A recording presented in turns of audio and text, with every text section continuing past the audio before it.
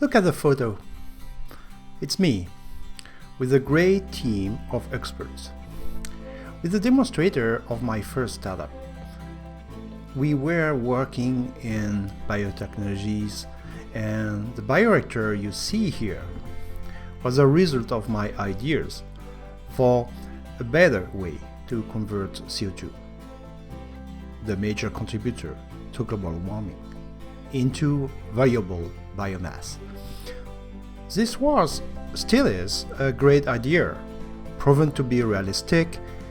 It gave impressive results and worked better than most of the current systems. We were a great team, got enough funding, worked very hard, and we failed. All the mistakes you can think of, we probably made them, and surely a couple of others. Actually, at the time, I didn't know nothing about business. I hope I know more, or at least a little bit more now. I was impressed, like anyone, with interviews of great innovators and successful businessmen and women. But all interviews could be summarized in one single question. How did you become so successful? Can you give us your secret? Answer. You know, this is so simple. Everybody could do it. I had that great idea. We made it happen. Then investors came, and now I'm a billionaire. I know. Frustrating, isn't it? It's like asking a lottery winner how he did, and he answers, you know, I bought the ticket. You can do the same.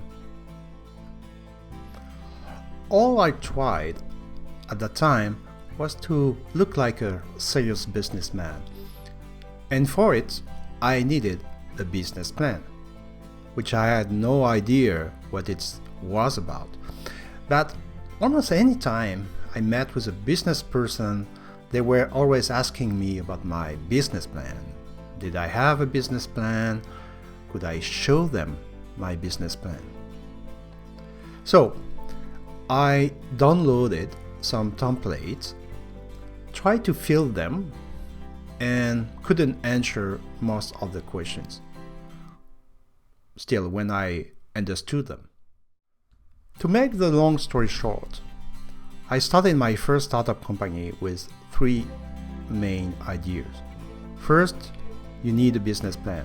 Without a business plan, you don't look serious. Secondly, if you explain well what you do, people will give you money.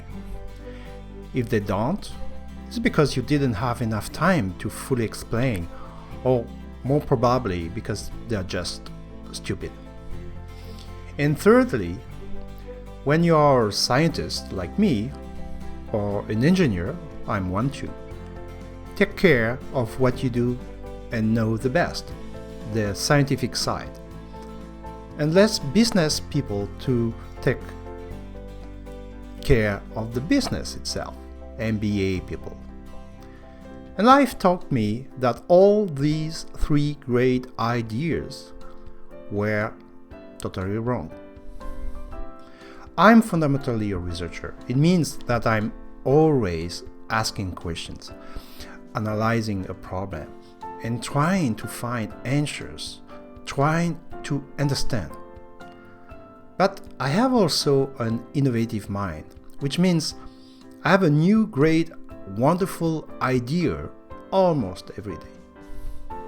So, as a researcher, I try to understand why we failed, why we did wrong. And I started to dig in all the knowledge base that we can access now.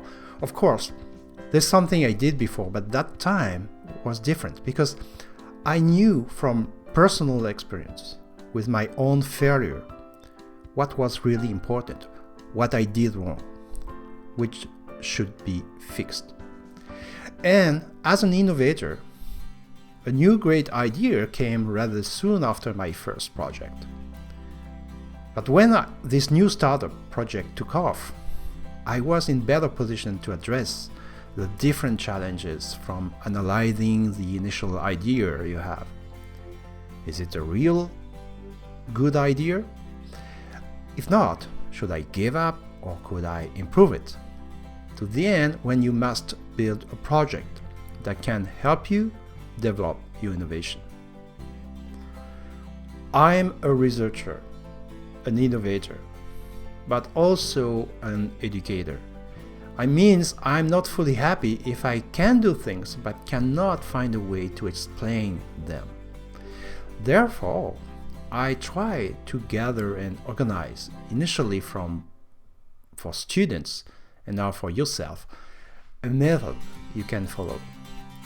With the knowledge I get to allow you go from the initial point when you need to shape and analyze your initial idea to the final step when you aim to reach what I call the pre-startup stage.